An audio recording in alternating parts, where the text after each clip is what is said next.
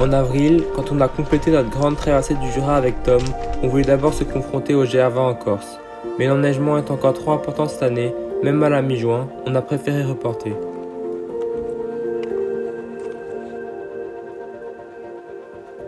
Après avoir passé le col de Vosa, on décide de prendre la variante par le col de Tricot, qui nous permet de rester en altitude et de descendre que demain matin sur les contamines montjoie.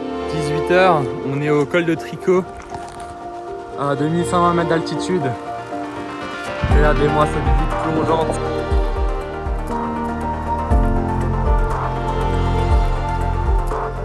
« 20h45, on est bien posé sur le spot, on s'apprête à manger. On a fini la journée assez tard aujourd'hui, comme on est parti tard aux alentours de 14-15 heures. Voilà. Les deux tentes sont bien placées sur un cadre magnifique. Ce soir, c'est une pizza. Tu manges quoi, Bastien, toi? Lui, il a ramené le kit camping. Et coquillettes. Voilà, Tom, il a encore des sandwichs. Et Maxence de la semoule.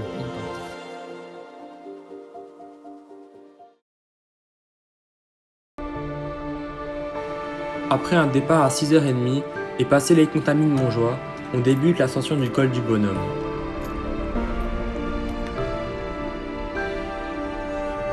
Les névés restent nombreux cette année, mais la pente n'est pas dangereuse. Col du Bonhomme à 2329 mètres d'altitude, après 1000 mètres d'ascension en un seul coup. On va maintenant rejoindre le col de la Croix du Bonhomme. Ici, les chemins rocailleux et le paysage minéral nous changent de nos Vosges.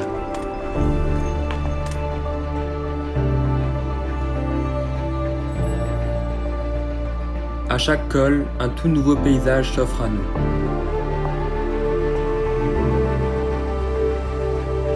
Col de la Croix du Bonhomme, les gars, 2500 mètres d'altitude. Avec 4 bonhommes. Il y a beaucoup de vent, on va descendre pour manger.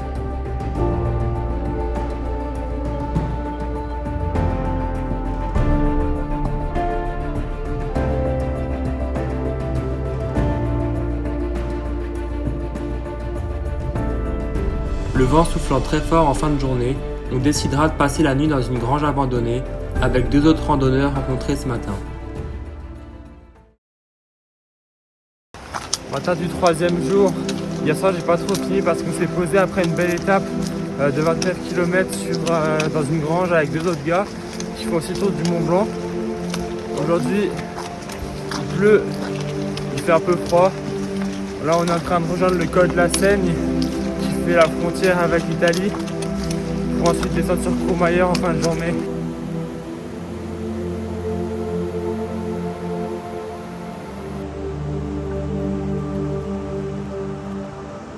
Avec la fonte des neiges, certains ruisseaux nous donnent un peu de fil à retordre. On vient de passer le col de la Seigne à 2500 mètres d'altitude. J'ai regardé le thermomètre, il fait 5 degrés. Mais avec la pluie, la brume, un peu de vent, le ressenti il est à peu près à 0. Il fait super froid.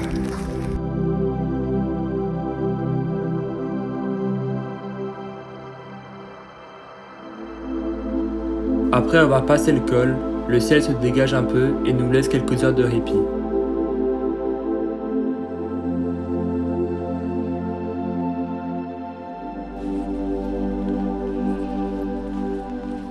Il est 20h, belle étape encore aujourd'hui, on est arrivé jusqu'à Courmayeur. 29 km, 1400 en D+, et 1900 en D-. On a eu une journée compliquée avec beaucoup de pluie le matin. Une petite éclaircie en milieu d'après-midi, mais sinon tout le reste du temps c'était encore de la pluie. On a eu de la chance, là on s'est posé à Courmayeur chez des gens qui ont accepté qu'on mette les tentes. Donc on a mis la nôtre à Tom et moi ici, et celle de Bastien et Maxence juste ici.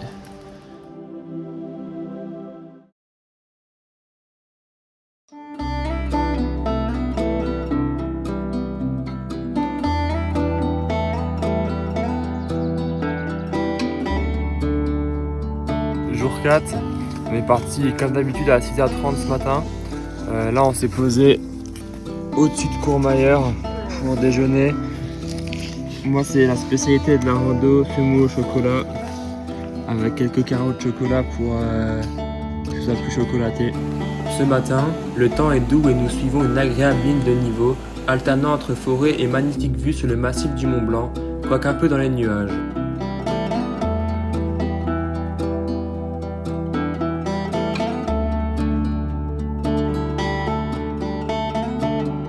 Malheureusement, plus on se rapproche du col du Grand Ferré, qui fait la frontière avec la Suisse, plus le temps se gâte.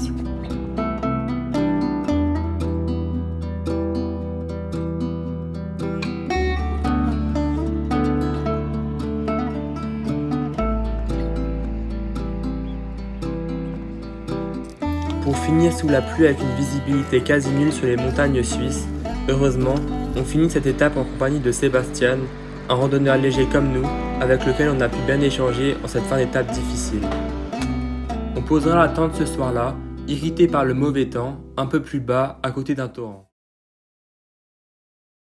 Matin du 5e jour, la fin de journée hier était assez compliquée. Dès qu'on a passé la frontière suisse, il y avait énormément de brouillard et de la pluie qui nous a suivis toute la nuit et encore maintenant. Là on a quasi fini de tout ranger, on attend les deux autres qui mettent du temps et puis on va repartir sous la pluie vers Champex.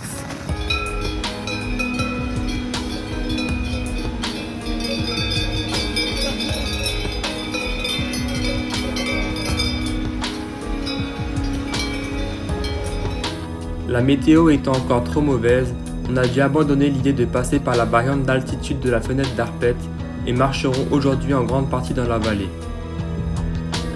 1h25, on a fini de manger il y a 30 minutes à peu près.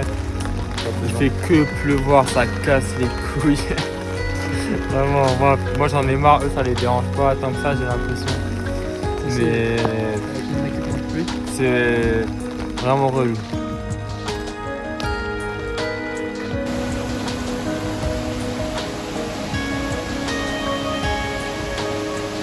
Il est 18h45, on n'a toujours pas fini l'étape. Les conditions là sont un peu compliquées. Beaucoup de pluie, des chemins pleins de boue. On est passé près des vaches, en plus on a galéré parce qu'il y en avait des grosses avec des cornes qui ne voulaient pas nous laisser passer parce qu'elles avaient peur. 21h les gars, on est toujours sur le chemin. On a fait 37 ou 38 km, 1400 des plus, 1600 des moins. Et on n'est toujours pas posé. Ne trouvant pas d'endroit pour bivouaquer au col de la Forclaz, on descendra jusqu'à Trian pour dormir au camping municipal. Jour 6, comme on est arrivé tard, hier soir on a dormi ce matin jusqu'à 7h. Et là on voulait partir il y a 15 minutes mais il a de nouveau commencé à pleuvoir. Il a plu quasi toute la nuit. Et en plus, comme la toile de la tente extérieure n'est pas bien tendue, ça nous brunait dessus là, donc on était obligé de dormir sur le côté.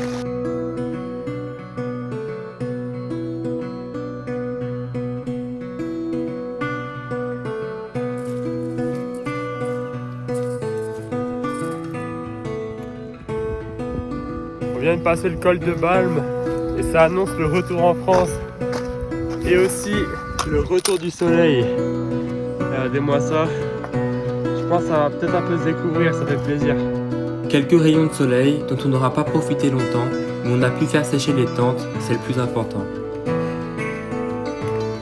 En 5 jours de marche, on n'a toujours pas vu le Mont Blanc. Celui-ci se cache sous son bonnet de nuages.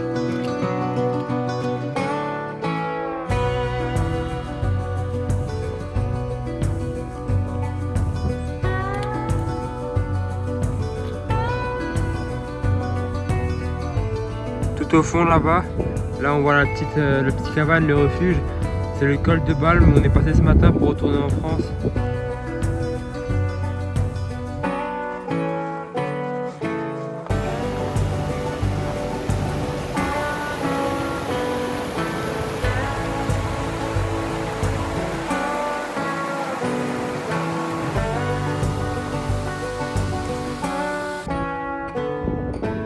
Dernier bivouac, aujourd'hui on a fait seulement 20 km, mais 1900 en des plus et je crois 1000 en des moins. Moi je mange de la semoule dans mon pot sans réchaud, je mets la semoule, j'attends que ça gonfle pour être encore plus léger et ils ont quand même pris les réchauds. Camping gaz. Lui, c'est riche au camping-gaz, voilà, c'est que au camping. On a mis les tentes juste là-bas et on espère avoir la vue sur le Mont Blanc demain matin. Dernier jour les gars, on est parti à 6h ce matin pour arriver aux douches. Pas trop tard, vers 13h pour pouvoir prendre le train. Et enfin, après 6 jours de marche, on a le plaisir de voir le Mont Blanc.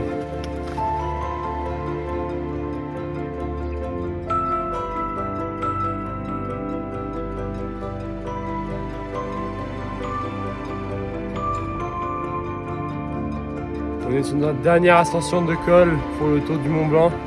On monte encore le Brévent à 2500 mètres d'altitude. Et là, on s'est fait envahir par les nuages.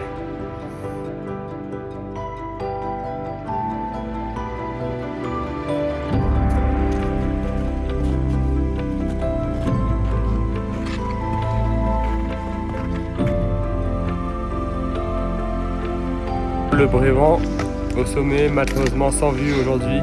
On est en plein dans un nuage, il fait chaud pourtant, on sent que le soleil tape, mais on n'aura pas la vue sur le Mont Blanc.